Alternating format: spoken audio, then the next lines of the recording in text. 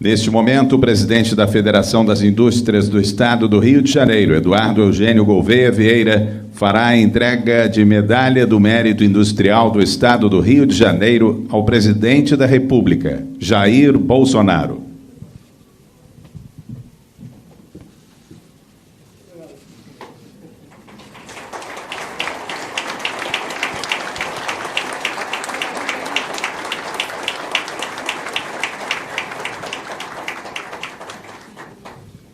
Senhoras e senhores, com a palavra o presidente da República, Jair Bolsonaro. Se me permite pular a nominata, já citada. Mas, prezado Eduardo, muito obrigado pela distinção, pela comenda. E o grande trabalho que nós queremos fazer, em primeiro lugar, para todos os senhores, é não atrapalhá-los. Já estaria de bom tamanho, tendo em vista o cipoal burocrático que os senhores têm que enfrentar no seu dia a dia.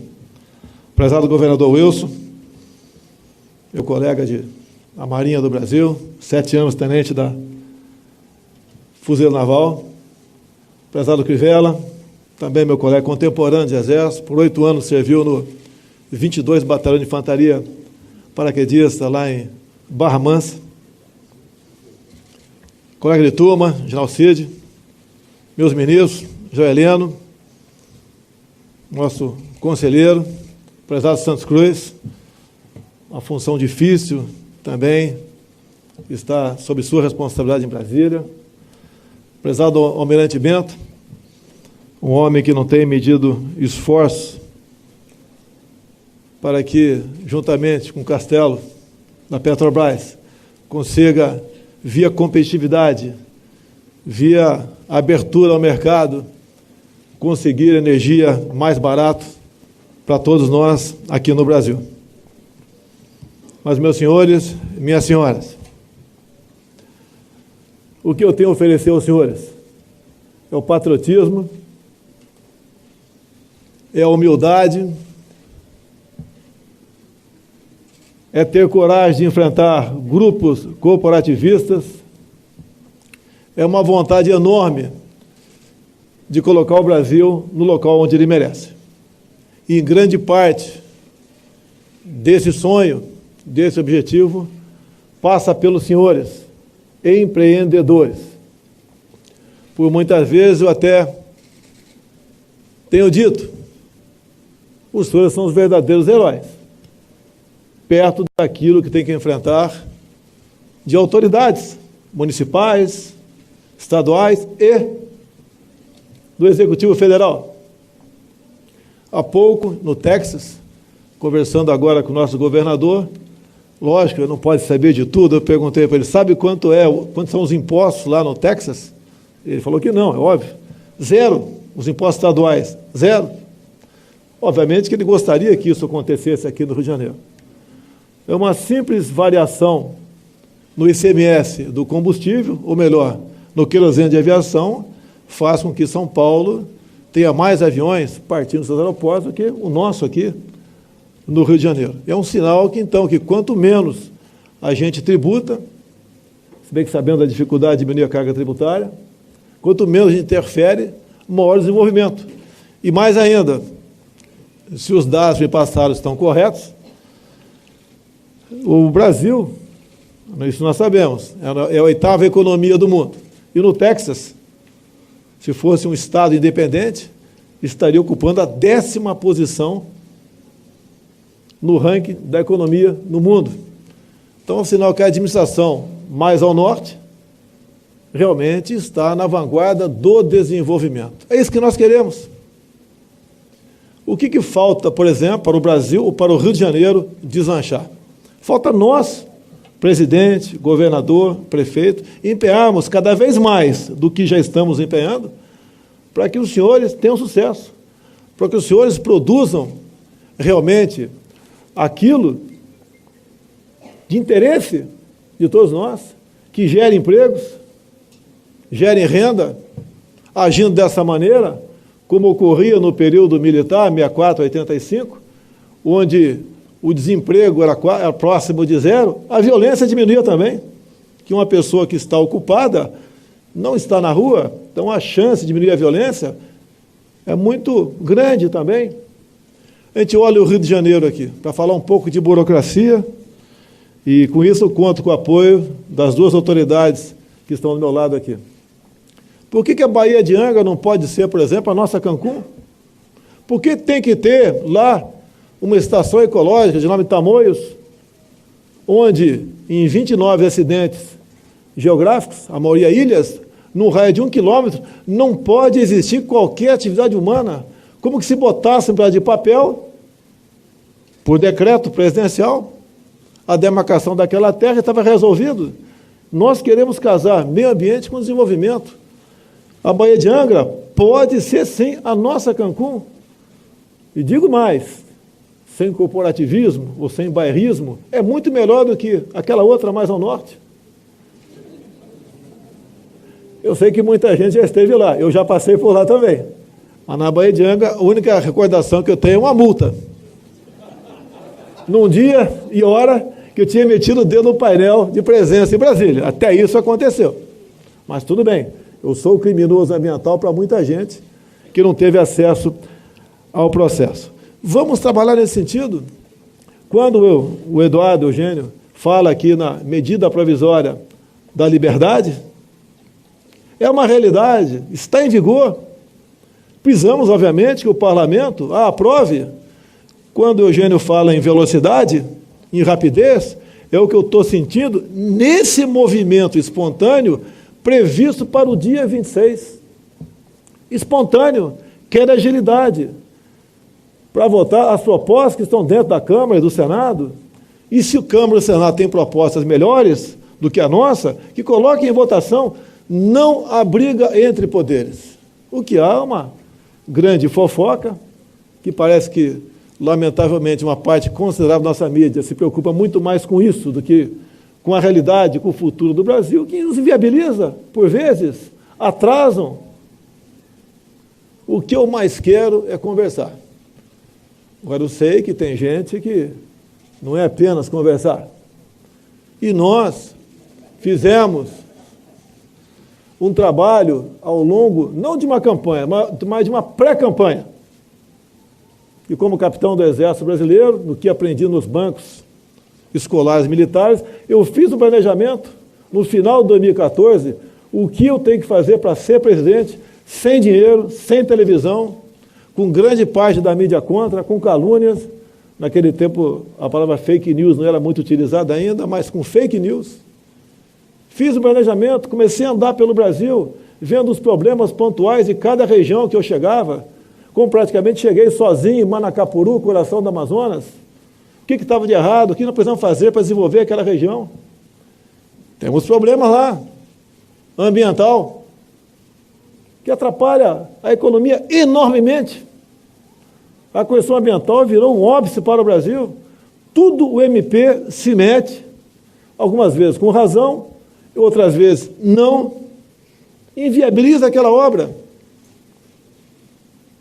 Estamos com problemas há 6 anos para construir o linhão de Manaus a Boa Vista, em Roraima, há 6 anos, gastando em média 1 bilhão e 200 milhões de reais por ano com subsídio para energia para aquela região, mas uma reserva indígena não nos permite passar o linhão. Parece que vamos resolver agora. Convoquei o Conselho de Defesa, deram o sinal verde, a FUNAI criou o prazo até 15 de maio para ouvir os índios.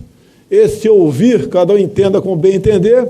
Nossos irmãos índios, nós sabemos o que eles querem, mas quem está na frente de órgãos ou de ONGs, nós sabemos que os interesses são outros. Se Deus quiser, vamos resolver essa questão nesse ano. Quando se fala em energia, sem energia, nós não levantamos da cama em casa. Por que para se fazer uma PCH, uma pequena central hidrelétrica, prezado Almirante Bento? Leva-se em média 10 anos para ver, quem sabe, talvez se consiga a licença para aquilo. O Ministério das Minas e Energia está trabalhando nesse sentido, buscando uma solução para essa questão. É inadmissível uma licença durar esse tempo todo. Um tempo atrás, me procurou um empresário do Paraná, e dado momento eu perguntei para ele, me desculpa a sinceridade, mas por que eu e não um parlamentar da tua região? Não, porque você parece que é meio maluco. Era deputado federal. E ele expôs esse problema para mim. Estava fazendo há 8 anos, ultimando licenças para construir um terminal de container no Paraná. E esbarrou na FUNAI.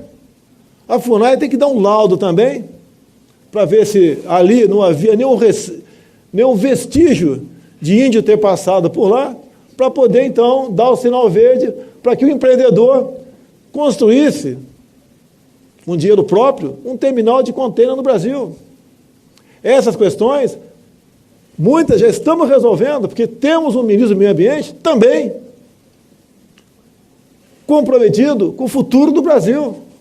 Não é um ministro, como tínhamos outros no passado do Meio Ambiente, que eu não vou citar nomes aqui, que parece que o interesse passava pelo crivo de ONGs internacionais e os interesses talvez estivessem envolvidos para conceder ou não aquela licença lá atrás. Tive a liberdade de escolher, 22 ministros, 4 são deputados federais, indicados pelas respectivas bancadas temáticas, como está chegando da China agora, a senhora Tereza Cristina, ministra da Agricultura, indicada em comum acordo por todos os parlamentares, até outros governos, cada ministro tratava dos assuntos da sua bancada político-partidária. Se fosse alguém do partido X procurar um ministro indicado pelo partido Y, geralmente não era atendido. Não tem como dar certo um país administrado dessa maneira. Cada vez que a gente toca o dedo numa ferida, um exército de pessoas influentes se voltam contra mim. Busco de todas as maneiras desacreditar. Lanço uma mentira a meu respeito. Eu falo que não é verdade. No dia seguinte a imprensa fala que eu recuei. Pode rir à vontade, pô. É o tempo todo assim. Reconheço as minhas limitações, que não são poucas. Outro dia eu falei que não nasci para ser presidente. Desceram a lei em mim. Quem nasceu está preso, respondendo processo ou sacando o vento.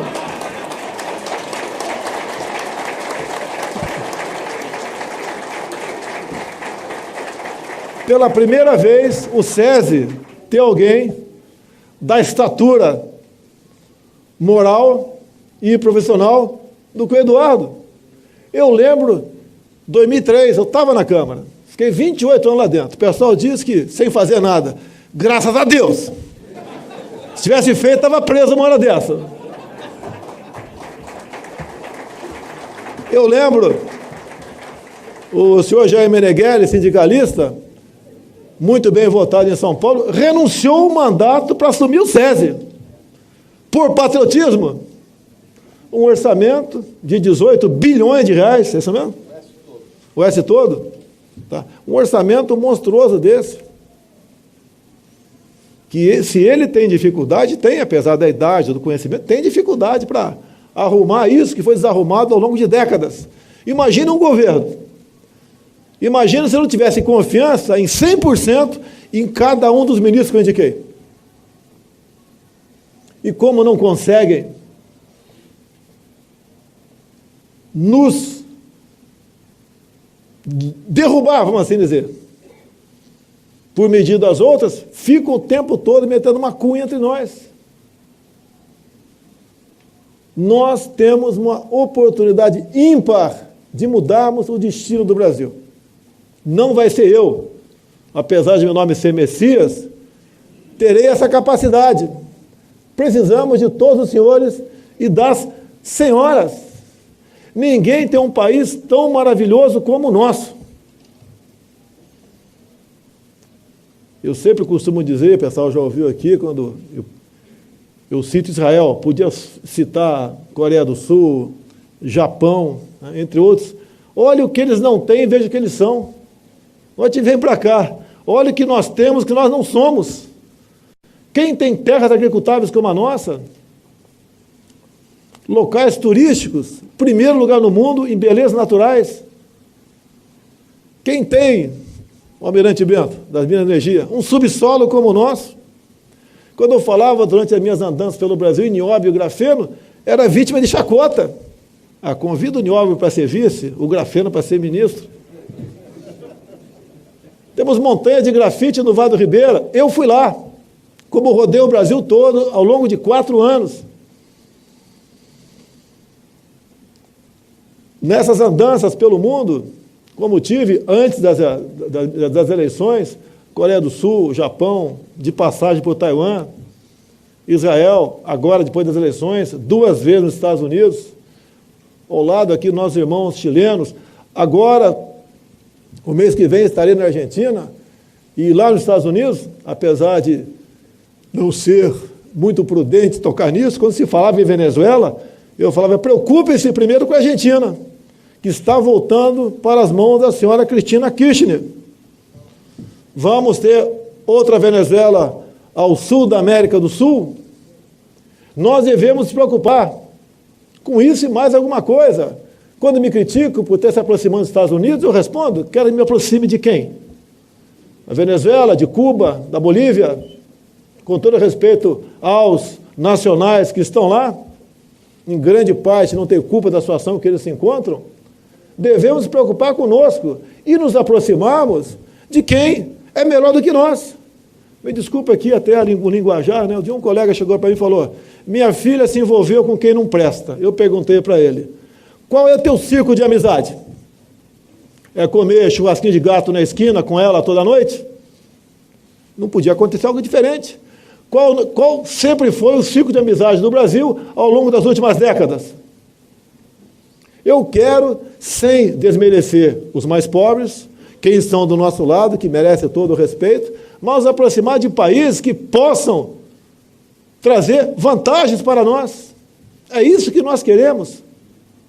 Quando se fala no grafeno, a projeção de quem entende do assunto, que na próxima década mexeremos, né, a economia, movimentará um pouco mais de $1 trilhão.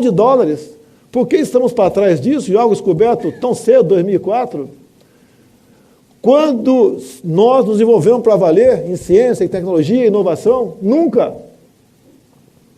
Já tivemos ministros lá no Ministério da Ciência e Tecnologia que não sabia a diferença de lei da gravidade para gravidez. E estava lá. Quando convidei o astronauta Marcos Pontes, formado pelo ITA, piloto de caça da Força Aérea, mais de uma década na NASA dos Estados Unidos, alguns criticaram. Temos a pessoa certa no lugar certo. Agora, o problema que nós temos lá, prezado presidente, é dinheiro. Não podemos desenvolver muita coisa por falta de recursos. Por isso, precisamos da reforma da Previdência. Ela é salgada para alguns, né? Pode até ser, mas estamos combatendo, são privilégios. Não dá para continuar mais o Brasil com essa tremenda carga nas suas costas. Se não fizermos isso, 2022, 2023, no máximo 2024, vai faltar recursos para pagar quem está na ativa.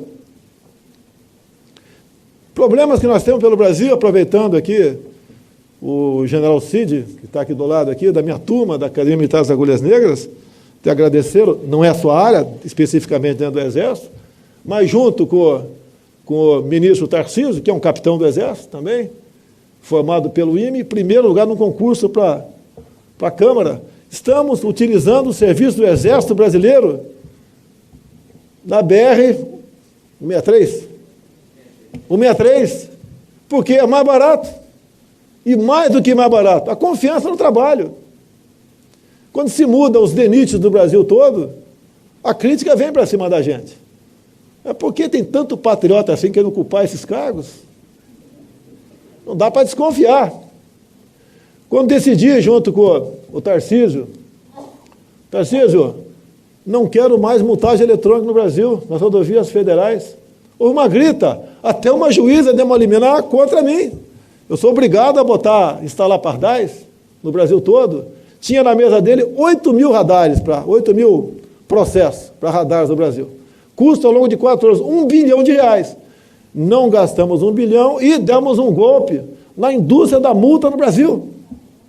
Ou vocês acham que quem vai daqui para Angra ou Paraty Tem uns 30 radares, rodovia federal, né?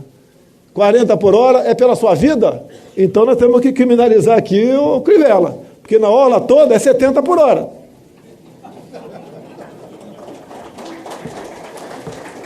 Quando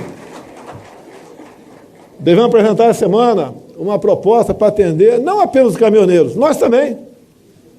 Número de pontos na carteira, passa para 40. Validade de carteira de motorista, passa de 5 para 10 anos. Eu sei que as clínicas de psicologia vão ficar chateadas comigo, sei disso. Tá? Mas nós temos que combater isso daí. Nós temos que acreditar no ser humano. Quando eu assino um decreto das armas, eu quero dar aos senhores e às senhoras o direito que vocês conquistaram nas urnas por ocasião do referendo de 2005. Será que vocês são irresponsáveis caso queiram ter uma arma dentro de casa? Ou ter acesso a uma arma importada, como quebramos o monopólio também? Nós queremos facilitar a vida dos brasileiros. O nosso querido Exército Brasileiro, estou falando isso porque não tem ninguém da Marinha fardado aqui, ou da Aeronáutica, faz um trabalho excepcional pelo Brasil. O nosso contingenciamento, Geraldo Cid, foi de 40%. Na educação foi mais ou menos 3,5%, que é 30 dados discricionárias. Gente na rua, protestando. Quando eu digo que o Brasil não está não tem nenhuma universidade do Brasil entre as 250 melhores do mundo, algo está errado. Hoje devo assinar aqui o nome da nova reitora da Universidade, o FRJ.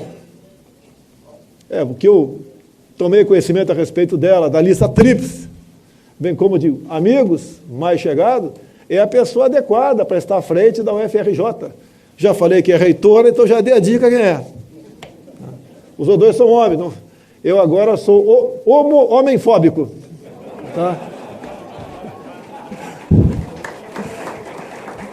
Então, meus senhores, o que eu tenho a falar? Contem com a pessoa que quer, assim como os senhores, mudar o destino do Brasil. Conte com alguém que tenha um coração verde e amarelo. Conte com alguém, respeitando as demais religiões, que tem Deus no coração. Agradeço as orações do Macedo. Tem agora, quarta-feira, aniversário de Israel, lá em Brasília. Vai ser comemorado lá, ele foi convidado. Aqui é um país onde todos têm espaço. Todos. Árabe, judeu, todas as origens, etnias, religiões têm espaço aqui. É um país maravilhoso, que tem tudo para dar certo. Mas o grande problema é a nossa classe política. É nós, Witzel, é nós, Crivella, sou eu, Jair Bolsonaro, é o parlamento em grande parte, é a Câmara Municipal, a Assembleia Legislativa. Nós temos que mudar isso. Não existe maior satisfação que um político pode ter, como graças a Deus estou tendo, em ser reconhecido em qualquer lugar, do Brasil ou fora do Brasil. Reconhecido pelo lado bom, já bem claro. Então, nós temos como mudar o destino do Brasil. E eu conto com os senhores, e os senhores podem contar comigo, com os meus 22 ministros, com os meus secretários, com os meus servidores. Se tiver qualquer problema, a gente resolve. Não criaremos dificuldade para vender facilidade aos senhores. Gastei na minha campanha menos de $1 milhão de dólares, né? E assim mesmo, em doação. Meu partido recebeu 9 milhões de 1 bi e 600 para a campanha. Fica questão de não usar esse recurso. E de vez em quando nos acusam de ter laranja aqui no Rio de Janeiro. As 3 candidatas laranjas do Rio de Janeiro, cada uma recebeu R$ 1.800 para poder pagar o contador e prestar conta. Mas não bota o valor, eu sou dono de laranjal aqui no Rio de Janeiro. Até gostaria que fosse, né? Que a laranja é um produto bastante rendoso aí. Nova Iguaçu, muito em São Paulo. Tá? Mas a gente é obrigado a levar muita coisa e buscar o caminho certo para que nós não entremos em conflito e busquemos realmente solução para os problemas de um país maravilhoso como o nosso. Assim sendo, Eduardo, mais uma vez, muito obrigado pela distinção. Não é minha área essa daqui, a minha área é outra. Vai sair essa foto amanhã lá, né? Essa foto vai estar na capa dos jornais amanhã, né? É o que interessa para eles, né? Olha, como eu gostaria que a nossa imprensa fosse isenta. Como eu gostaria. Tá? Eu sei que a culpa não é de vocês que estão aqui. Em grande parte são os editores. Muitos aí envenenados com questões ideológicas. Outras. Tá? Nós estamos tendo muito critério nos recursos públicos para anunciar junto à imprensa. Aquela festa de antigamente não vai ter mais. Então, reconheço que por parte de editorias, né, nos critico.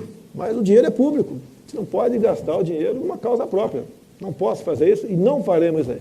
Então, meus senhores, minhas senhoras, muito obrigado mais uma vez pela honraria e é uma honra estar aqui ao lado de pessoas que produzem, pessoas que realmente levam o Brasil para frente através do empreendedorismo.